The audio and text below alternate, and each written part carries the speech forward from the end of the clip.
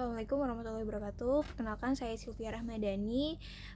Video ini adalah proyek terakhir UAS semester akhir pada semester 2 atau semester genap dalam matkul pendidikan kewarganegaraan.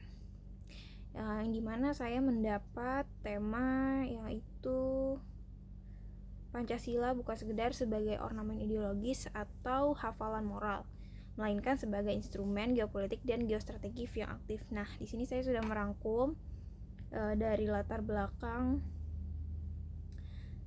sampai kesimpulannya. Nah, masalah utamanya itu apa sih? Nah, gimana caranya Indonesia bisa tetap mandiri, nggak disetir sama negara adidaya, tapi ekonomi kita tetap maju dan wilayah kita aman. Nah, jadi solusi dari masalah tersebut atau problem ini we can solve about kita sering kejebak di posisi dilematis, mau nolak bantuan tapi butuh investasi, tapi kalau kedekatan malah ngeri kedaulatan kita yang digeser. Seperti itu. Nah, landasan hukumnya atau aturannya gimana? Untungnya kita punya fondasi yang kuat di pembukaan Undang-Undang Dasar atau UUD 1945. Kan jelas tertulis kalau kita harus ikut menjaga ketertiban dunia. Ditambah lagi ada Undang-Undang Hubungan Luar Negeri yang mengatur soal politik bebas aktif. Artinya dari dulu Pancasila terutama sila kemanusiaan dan keadilan, yaitu sila kedua dan sila kelima, udah ngajarin kalau misalkan kita buat nolak yang namanya penjajahan gaya baru, baik lewat militer maupun jebakan utang.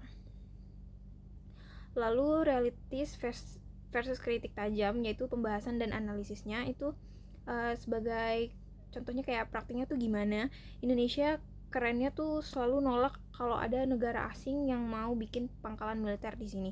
Jadi kayak kita juga yang ngajakin negara-negara ASEAN buat kompak, nggak ikutan kubu-kubuan.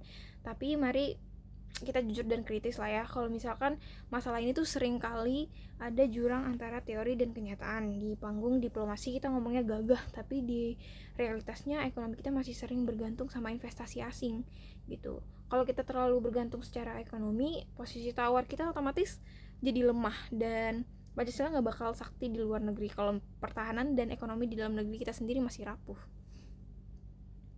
Lanjut langsung ke kesimpulannya. Pancasila itu adalah kompas kita. Jadi kita bergantung pada ideologi Pancasila kita. Bebas aktif itu bukan berarti kita pasif atau cari aman ya, tapi kita bebas menentukan nasib bangsa sendiri dan aktif bikin dunia lebih adil. Nah, kedepannya kita angkut kuat di dalam negeri dulu, ekonomi mandiri kayak militer kuat, terus baru kita bisa disegani di luar negeri. Kedaulatan negara itu nggak bisa ditawar, teman-teman. Jadi seperti itu. Nah, referensinya ada di pidato Bung Karno di KAA Bandung tahun 1955, terus buku Mendayung antara dua karang Muhammad Hatta, dan lalu Undang-Undang Nomor 37 tahun 1999 tentang hubungan luar negeri. Sekian dari saya. Terima kasih sudah menonton.